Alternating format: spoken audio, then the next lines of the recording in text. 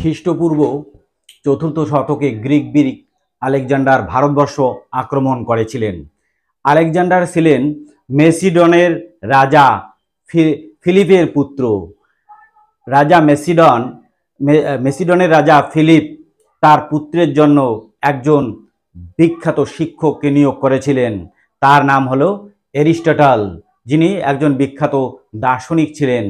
একজন শিক্ষক, একজন দার্শনিক যে একজন বিরাট বীর তৈরি করতে পারে, গঠন করতে পারে, তার প্রকৃষ্ট উদাহরণ হলো আলেকজান্ডারকে গঠন করেছিলেন এরিস্টটল।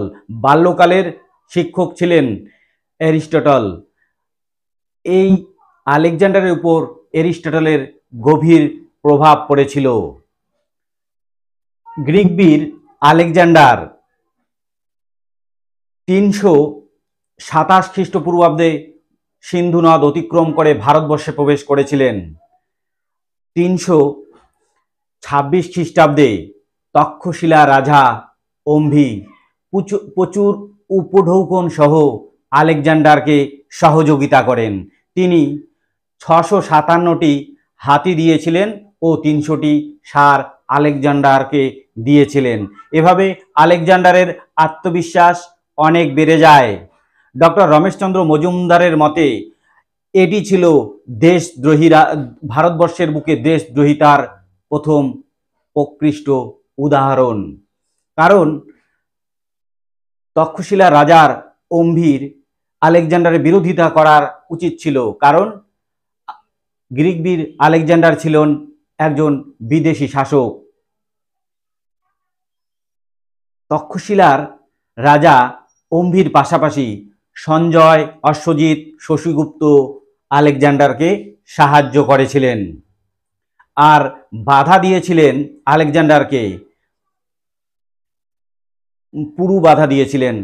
তারপর শিবি, মালব, ক্ষুদ্রক, মুশিকের রাজারা আলেকজান্ডারকে বাধা দিয়েছিলেন। এবারে আমরা আলেকজান্ডারের ভারত আক্রমণের সময়কালে যে সমস্ত গুরুত্বপূর্ণ ঘটনা ঘটেছিল তার মধ্য থেকে আমরা কিছু এমসিকিউ সলভ করে নেব। আলেকজান্ডার ভারত আক্রমণ করেছিলেন 326 খ্রিস্টপূর্বাব্দে। এক্ষেত্রে বি হবে সঠিক উত্তর।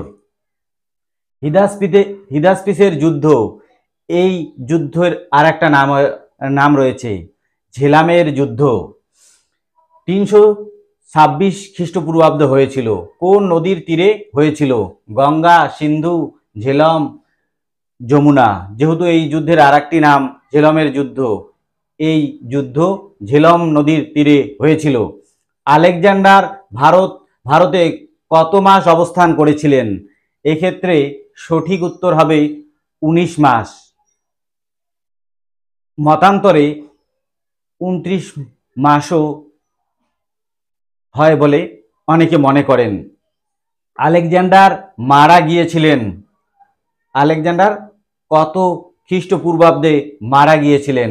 আলেকজান্ডার বেবিলনে মারা যান 323 খ্রিস্টপূর্বাব্দে, মাত্র 32 বছর বয়সে। নিচের কোন শিল্পে গ্রিক প্রভাব লক্ষ্য করা যায়?